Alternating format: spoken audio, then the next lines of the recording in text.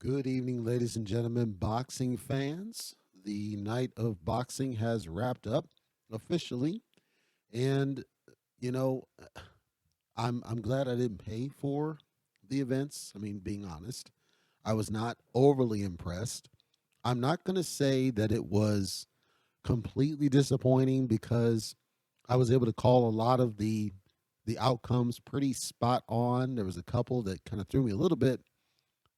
I don't feel that it was pay per view worthy, frankly, in what I saw. If anything, it felt almost like, something you might see on the old, Friday night fights or something. It certainly did not strike me as something that I felt was worth pay per view, regardless of the fact that it was on the heavyweight side. Like, even somebody like Don King would not have put on an event like what I just saw anyway. And that's just me. I mean, maybe I'm singular in this opinion, and others who watch the fight might have a different opinion. But I just, from my angle, I was not impressed by what I saw at all. I will say, just generally speaking, that it had a decent amount of fights for it and good exposure for heavyweights. So I guess that's a thing. So just to kind of break down real quick what happened before I get back to my three houses.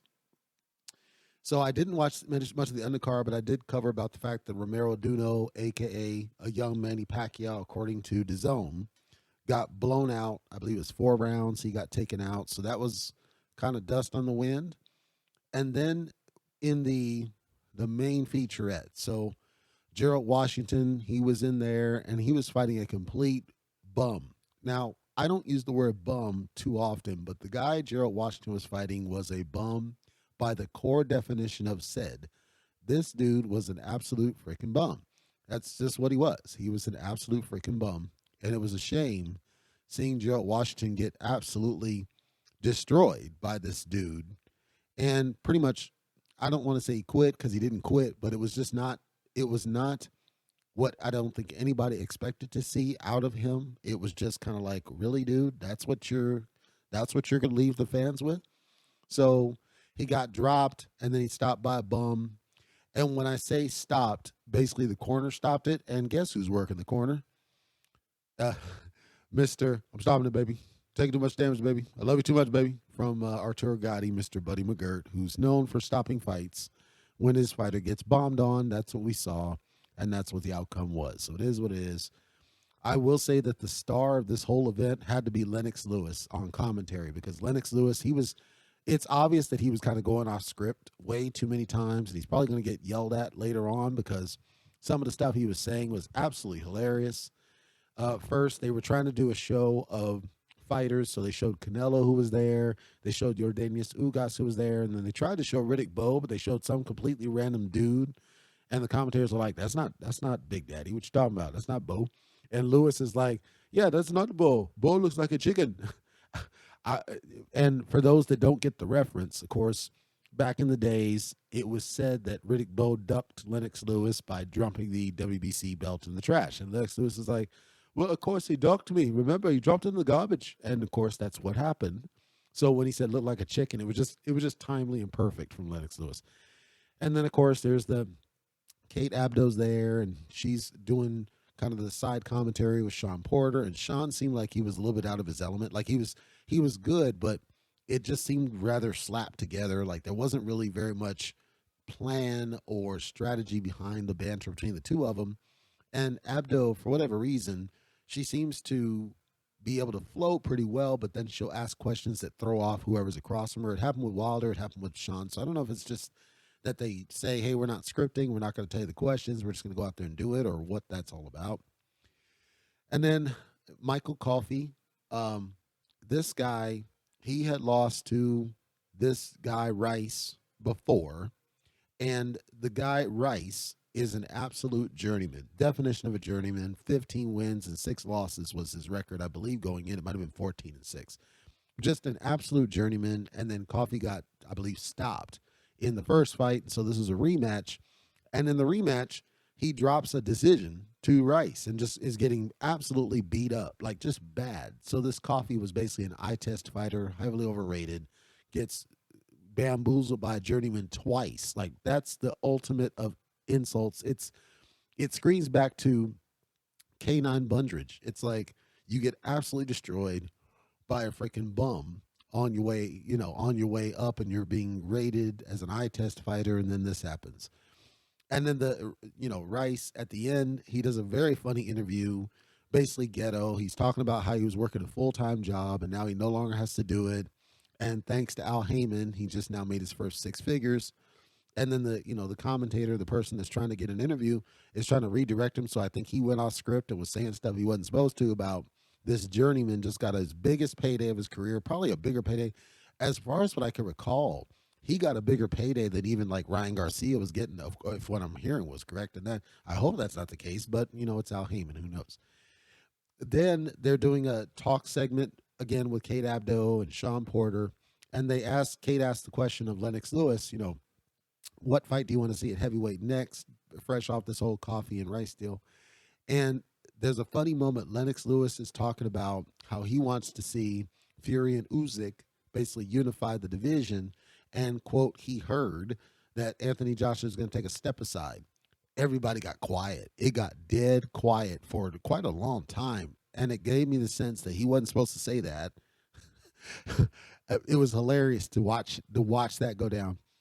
But everybody got real quiet. But, Sean kind of redirects and says, okay, I want to still see Wilder Joshua. I think that's worth the fight having. And I agree with that. That's the fight to me, I felt like Wilder Joshua should have happened immediately after the second Wilder Fury and immediately after Joshua lost to Ruiz, because now you got both guys who were at the top at one point, but they both had one loss, so they're kind of equal, rather than Joshua getting right back in there with Ruiz and then running around the ring, and then Wilder getting right back in Fury. And although he showed major heart, and I think that elevated him, and it did better for him than Joshua's against Ruiz, it still was basically a second consecutive loss for Wilder, and basically a knockout loss, a second knockout loss for Wilder. I wanted to see the two of them tangle while they were still equal. Technically, they are equal because they got two losses, but Joshua only has one knockout loss where Wilder has two knockout losses. So I still think it's a good fight to have, but I think it's lost a little bit of the steam thanks to what happened to Deontay Wilder predominantly. And if Joshua does take step-aside money and allows Fury Usyk to happen, I would love to still see Wilder Joshua in parallel to that fight, because I think the beef between them should be resolved and we'll be able to solve the question. Who really knocks who out in that one? I think Joshua runs to a decision, but who knows? He probably might get caught by that right hand, and he certainly ain't going to take it because he wasn't taking Ruiz's shots. So that was a funny banter there. And then Joe Goossen, credit to him, because he was calling out exactly what I said about Frank freaking Sanchez as the most boring damn fighter at the heavyweight division. Goossen's basically ranting. He ranted for a good 3 or 4 minutes talking about, you need to work to get the freaking guy out of there. You're not a middleweight. Don't fight like a middleweight, because Sanchez spars with Canelo. So he's fighting basically like an underweighted guy. He's not fighting like a heavyweight. He's not trying to get Christian Hammer out there. And I'm sorry, if you're supposed to be this, and they had him top 10, I'm like, come on, man. If you're a top 10 fighter, you shouldn't be getting taken the freaking distance by Christian Hammer. I'm sorry. Christian Hammer, who had, if I recall, 8 losses at the time you fight this dude, and you're letting him take you the distance because you just won't engage. You refuse to engage. Sanchez is just a frustrating fighter. I can't stand watching this dude, and I don't know why he keeps getting highlights. I do, because he's aligned with Canelo. But regardless, I can't stand the dude because he doesn't try to get the freaking opponent out of there, and I'm sick of it. I'm sick of him. I don't like him in the business. Yes, he's skilled. Yes, he's talented. Yes, he's accurate, but he's not fighting like a fucking heavyweight. If he wants to fight like that, then please drop back down to bridger weight and do whatever you got to do so I ain't got to see you, because I certainly don't want to see somebody like that fighting at the top level. I know he's going to get there. They're going to push him there. I don't want to see that crap. Could you imagine somebody like him fighting somebody like Usyk? They would stink the freaking joint out. No, I don't want to see it. That's me. Victor Faust, he was in battle, and I couldn't pronounce the dude's last name, but this fight, they showed highlights of it. I didn't see it. It was on the undercards. And apparently Victor Faust he got dropped like 3 times, I believe it was.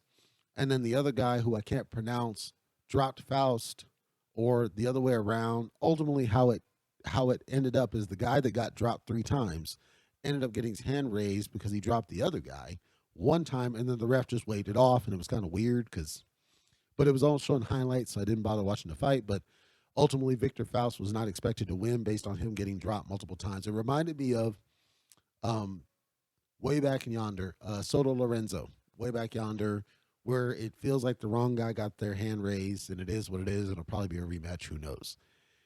So then I talked about Sanchez again, and he gets a knockdown that was really bullshit. It should not have been counted as a knockdown, but it was counted as a knockdown. It didn't matter because he washed Hammer on the cards, but went the distance. The bottom line is he got taken the distance by freaking Christian Hammer. So I don't. So then they're telling the story now about Luis Ortiz. They're doing a backstage segment about him and kind of his motivations, telling the story. Some of this we haven't heard before. Apparently, he had defected from Cuba, and his daughter had some sort of illness that was causing necrosis, which is really weird. I had never heard the story. This might help explain why Deontay Wilder was so gung-ho to give him 2 fights, was to kind of help him out financially. And if so, kudos to Wilder, if that was really the motivation. I never knew that. But Wilder also had issues with his daughter and spina bifida. And so it's kind of this interesting story that the two of them have kind of that motivation behind them, right? That their daughters have this illness and they fight to kind of see and get the care that they need on both sides. And then, of course, with Ortiz, he also was embraced pretty much by the American fans. And thanks to Deontay Wilder and giving him those 2 shots, was able to get the exposure necessary that sets up this fight against Prince Charles Martin. And if you go back to that video, which is uploaded, I said that I did not rate Charles Martin, and I felt that he was going to get beat within 9 rounds. I said that. You can go and listen to the evidence. Well, what happens? Ortiz stops him in 6 rounds. Now, to be fair, yes, Martin did decently perform. He performed fairly well, but it was really more about Ortiz making silly mistakes and getting caught when he shouldn't have, like ducking his head down and staying too much in range. And, Charles Martin looked like crap, let's be honest. But Ortiz also seemed like he was having a leg issue or a knee issue with his left leg, and he was not able to be stable to throw like he wanted. Then in round 6, there's this interesting sequence where Ortiz lands a shot and instant, it's Bambi. Charles Martin is like Bambi, fresh off the movie. Like you see his eyes just glaze over. It's almost like he was knocked out standing up for just a minute, and he's not moving. And I'm like, Ortiz, go after this dude. He goes after him. And then there's this sequence, and Martin's arm gets caught up in the ropes, like WWF style, like they used to do to tie somebody up in the ropes and then beat on him. His arm gets caught up in the ropes just like that, and the ref has to free him. Now, here's the thing. I was pissed off about this stoppage because the ref, Martin, is held up by the ropes twice. There was 2 knockdowns, and the second led to the stoppage. Martin is held up by the ropes twice. He's getting bombed on like crazy, both upstairs into the body. He's wobbly as all nuts. So this ref, it's like the next coming of Steve Smoger, because this ref was not trying to stop the fight, despite the fact that Martin was done. He was done after the first knockdown, because if you watched his eyes after Ortiz landed the shot, just before his arm got caught in there, he was knocked out on his feet, period, point blank. He recovered. But the point is, it's like then he's getting wrecked all over the ring because Ortiz went after him. It was bombing the body, bombing upstairs. It's the Ortiz that we expected to see. It just took him a little bit while to get going. And in the meantime, Martin got 2 knockdowns on Ortiz. Now, the first knockdown, I think, was crap. I think it was the first one was crap. And then there was another one, side of the head was beautiful. No, it was the first one was the side of the head that was beautiful. The second one I thought was crap. It was just a little bit of a jab, and then it looked like Ortiz's knee gave out. They're both legit knockdowns, so Martin's coming off looking like a beast, and he's boxing decent smart, but he's making stupid mistakes, and I think he looks like crap compared to the top level of the division. But then Ortiz gets that shot, Bambies him, and it's academic. I felt it should have been stopped after the first, because the moment he was held up by those ropes, that ref should have been in there stopping that fight. I think if it was any other fighter, he'd have jumped in there and stopped that fight. Regardless, Ortiz got it done in 6 rounds, less than the 9 that I called it. After the fight, there's this sequence where, and it looks like a misunderstanding, but there was a sequence where you could see Martin's just basically saying bullshit to the ref, like he didn't agree with the stoppage, and he didn't think it should have been stopped. It should have been stopped, dude. But he's all pissed off. He goes over to Ortiz, and you can see his lips. He basically says, that was bullshit. Ortiz shoves him away. And so they think they're about to get at it. Well, it turns out that Martin was trying to just kind of talk it out and basically say, no, man, that wasn't right. And he was just, the emotions got to an element. I don't think he was going to try to confront him. But it was an interesting sequence, kind of one of those get everybody to pull everybody apart. And you got people holding Martin back and people holding Ortiz back. Regardless, it was a quality win for Luis Ortiz, just like I suspected it would be, because I don't rate freaking Charles Martin. I hope he retires. But based on the fact he got 2 knockdowns, something tells me he's going to keep on fighting, unfortunately. But he's like one of those I just don't want to see. However, Ortiz was clearly declined. He was nowhere near what he was. Even when he fought Wilder, he was nowhere close, not even in the same stratosphere close, but he proved he's still dangerous if he catches you with that right shot. It's just like Wilder. If he catches you, it's like curtains, which is interesting about this dude because age-wise, he wasn't there. His knees weren't there. He was great in the front, but then he seemed to kind of lose steam a little bit. And he was waiting for that one shot as well, but just age-wise, it was clear he wasn't there. It was clear that he still could get you out of there, but he was having a hard time reaching Charles Martin. But Charles Martin looked like crap, and Ortiz should not have struggled initially the way he did. And he certainly shouldn't have taken that shot to the side of the head that he did early on. That was a silly mistake where he ducked his head down and then left it wide open, which is something I've never seen him make that mistake before in any of his fights. So I think age has just kind of caught up to him, and hopefully he decides, maybe one more fight and then he calls it. But I know he really wants to be a champion. I don't see it happening because if you think about the heavyweight division right now, the guys who have the belts, there's no way. The Ortiz I saw, Usyk pieces him apart easy. Tyson Fury stops him. He's just not there. And it's unfortunate because I would love to see the version of Ortiz that fought Wilder in the second fight against Frank Sanchez, because although they're both counterpunchers by nature, ultimately I think Ortiz would be one that would force Frank Sanchez to up his work rate, simply because Ortiz he's not there to be hit, and it's like a challenge to hit him. And so Sanchez would need a land in order to impress the freaking judges. And I frankly think Ortiz catches and stops him, but not the version of Ortiz I saw tonight. I'm talking the one from 2018. That one I do think stops Frank Sanchez if they were to have fought, just because Ortiz is just so darn dangerous when he catches you. And kudos to Wilder for being able to take the punishment that he took in both fights, but certainly the second one, because he was taking just as much of an assault. And he was able to weather it and then ultimately get the knockout, where I didn't think Martin was going to be able to do it. And that's what we saw. So like I said, I wouldn't call it an exciting night. It certainly was not pay-per-view worthy. It almost felt like I was watching a Friday night fights type deal. It didn't feel like pay-per-view. They didn't even do the Star Spangled Banner or any of the other anthems. They just kind of ran straight into it. The entries were a little bit flashy, but they didn't have Big E. Like, you could tell that it was really low budget. And so to justify a pay-per-view for what I saw is almost a joke and a slap in the face to the fans. Those that went probably had a good time, I would assume, but I wasn't really impressed, and it didn't look like a packed house either. So I wasn't really impressed in what I saw, and I don't believe it belonged on pay-per-view, but maybe that's the only way they could pay these guys. They did have a couple big names on the list, and, it is what it is, but certainly not pay-per-view worthy. You didn't miss much of anything.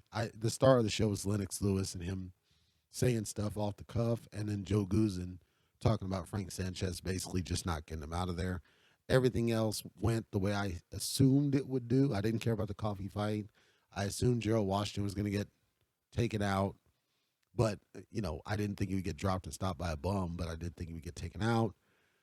And, with Ortiz, I knew for a fact Ortiz was going to get Martin out of there because I just don't rate Martin. So that's our night of boxing.